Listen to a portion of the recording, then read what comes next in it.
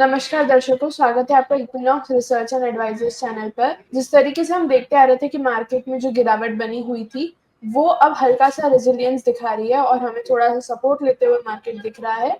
तो आज का व्यू पंकज सर का क्या कहता है निफ्टी और बैंक निफ्टी के ऊपर, आइए उसके बारे में बात करते हैं। जी, good afternoon Aastha and good afternoon everyone. Aastha, ज़्यादा वक्त ज़ाया नहीं करते हुए मैं ये स्क्रीन आप लोगों के साथ में शेयर कर रहा हूँ। देखिए, ये जो चार्ट है आज लोअर टाइम फ्रेम पे हम लोग देख रहे हैं 15 मिनट्स की चार्ट्स के ऊपर। ये निफ्टी का चार्ट है, ठीक है। ये निफ्टी के चार्ट्स के अंदर हम लोग देख रहे हैं कि 11 बजे तक जो है वो मार्केट के अंदर एक डाउन ट्रेंड दिखा।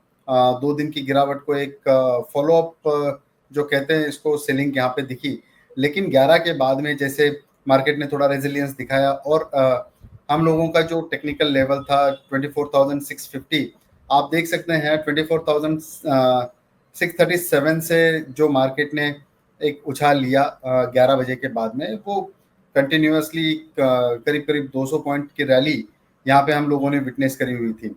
अब ये 200 पॉइंट की रैली का क्या मायना है हम लोग समझ लेते हैं। यहाँ पे 24,800 की जो लेवल है वो कल हम लोगों के डिस्कशन में आई थी और एक स्ट्रॉन्ग सपोर्ट की बात हम लोगों ने 24,650 के लेवल के ऊपर करी हुई थी।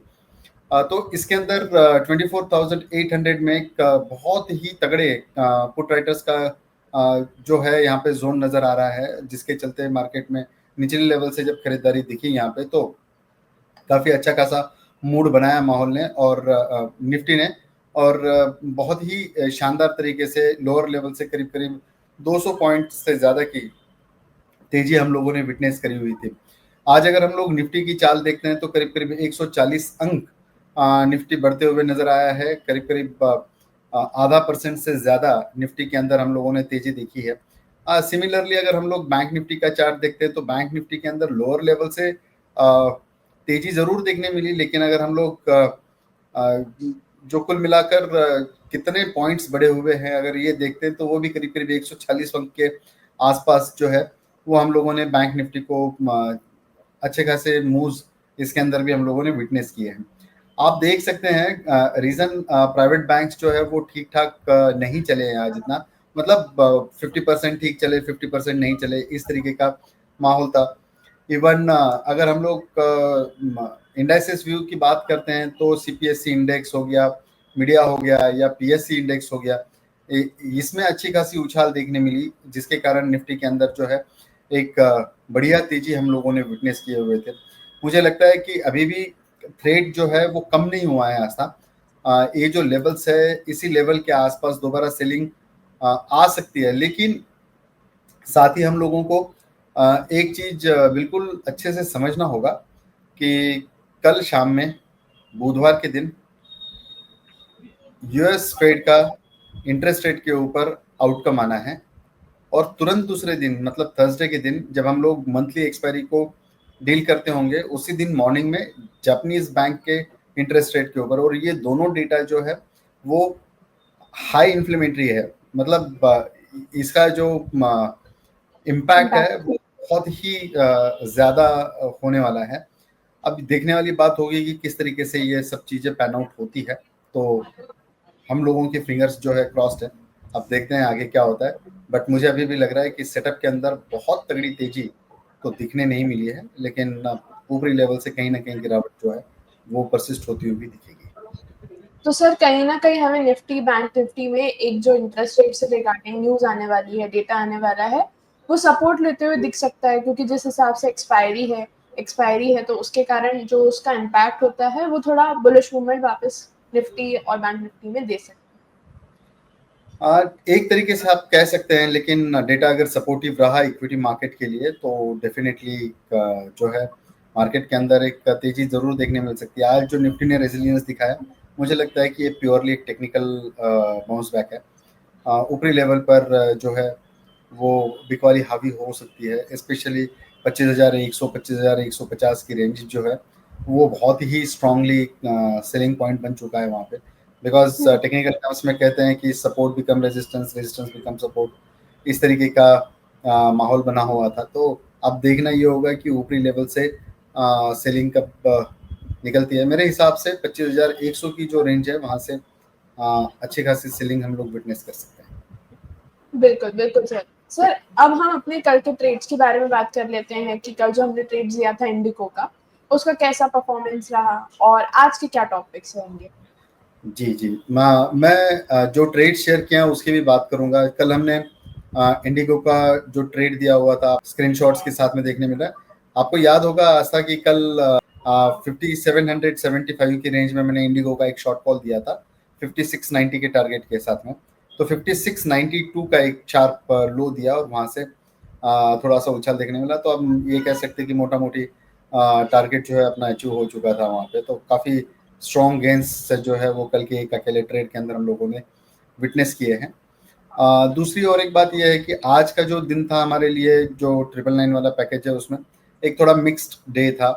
आप कह सकते हैं कि एक मैंने जो ट्रेड दिया था कैश में दिया था, मेदांता का एक कॉल दिया हुआ था 1370-72 में, उसको बाय करने की सलाह दी थी। 1350 का एक स्टॉप लॉस मैंने सजेस्ट किया हुआ था।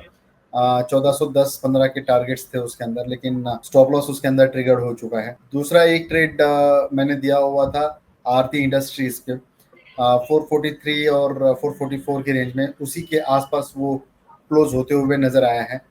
कोलपाल का एक कॉल ऑप्शन मैंने दिया हुआ था, वो कॉल ऑप्शन 5-6 रुपया ही बढ़ा है, मतलब आप देख सकते हैं 2200 रुपये का कॉल मैंने दिया हुआ था 65 और 66 रुपए की रेंज में।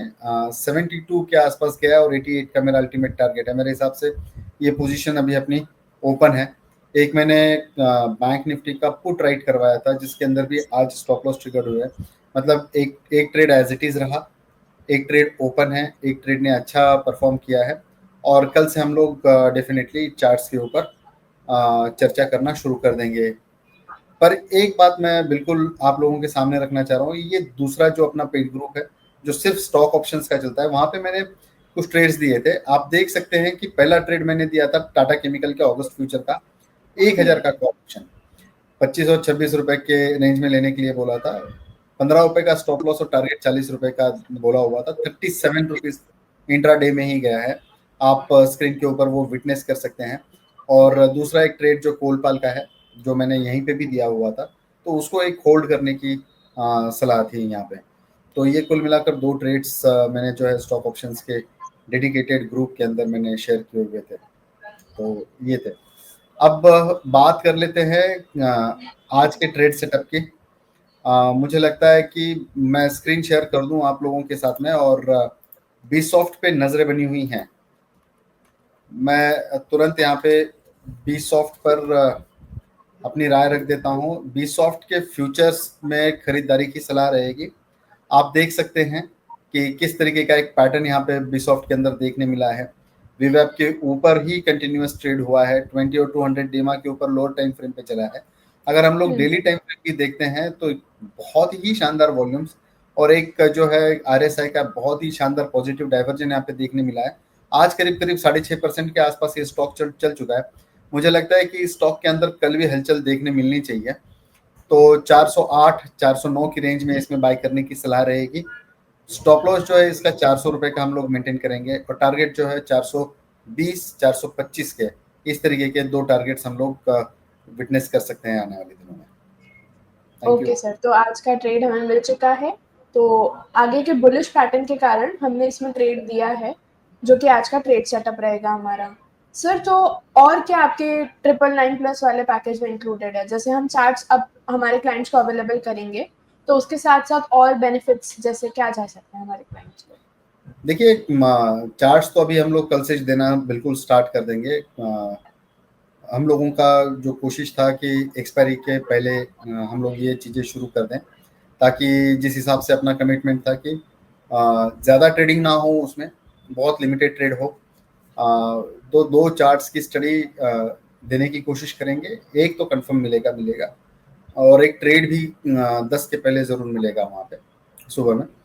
और ये कोई भी सेगमेंट को लेकर हो सकता है, कभी फ्यूचर का ट्रेड मिले, कभी ऑप्शन का ट्रेड मिले, कभी कैश का ट्रेड मिले, कभी इंडेक्स ऑप्शन का ट्रेड मिले। तो ये कुल मिलाकर ये ओपन टेरिटरी है, जिससे लोगों को पता चले कि उनको कौन सी सेगमेंट में ज़्यादा कंफर्ट महसूस हो रहा है। तो ये है। और डिस्क्लेमर ये है कि आज के जो भी ट्रेड्स मैंने शेयर किए हैं, और या इसके पहले के भी जो मैंने ट्रेड्स आप लोगों के सामने रखे हैं, ये मेरी अपनी निजी स्टडी है, मेरी खुद की एनालिसिस है। कोई भी अगर इस चीज़ को अगर ब्लाइंडली फॉलो कर रहा है तो अपने वित्तीय सलाहकार से ज़रूर राय मशवरा करके ही ट्रेड ले। इसमें जोखिम भरी हो सकती है, फ़ायदा या नुकसान मैं दोनों में कभी क्लेम नहीं करता हूँ। Thank you. जी, thank you so much sir. अगर आपको ये वीडियो अच्छा लगा हो तो इसे लाइक करें और भी ऐसे कंटेंट और वीडियोस के लिए Equinox research and advisers channel को सब्सक्राइब करना ना भूलें। और इन्वेस्टमेंट और ट्रेडिंग करने से पहले डिस्क्रिप्शन में दिया गया डिस्क्लेमर ज़रूर पढ़ें।